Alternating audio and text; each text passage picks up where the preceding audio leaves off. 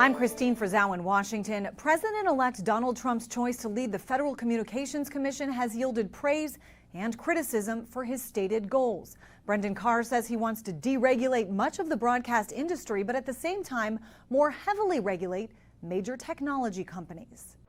A top priority for the Federal Communications Commission under the future Trump administration will be, quote, reining in big tech. The man tapped to lead the agency, current FCC Commissioner Brendan Carr, recently posting on X, "We must dismantle the censorship cartel and restore free speech rights for everyday Americans."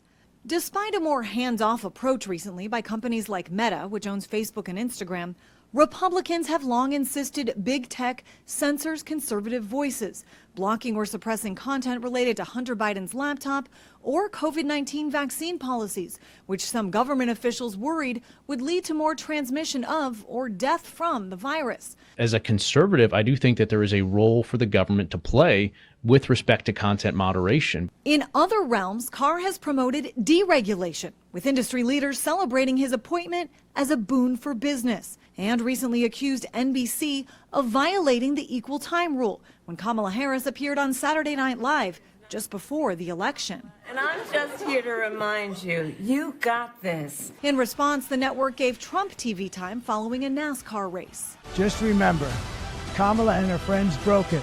I'll fix it. Critics worry Trump's disdain for traditional TV networks could make them a target over the next 4 years. They're a news organization. They have to be licensed to do it. They ought to take away their license for the way they did that. Some insisting the FCC has limited power when it comes to big tech. The FCC shouldn't be in the content regulating business. They're in charge of handing out broadcast licenses. They're in charge of making sure consumers don't get ripped off by their cable television or their phone company. While President-elect Trump has pivoted on his support of banning TikTok in the United States, Commissioner Carr appears to be in favor of it.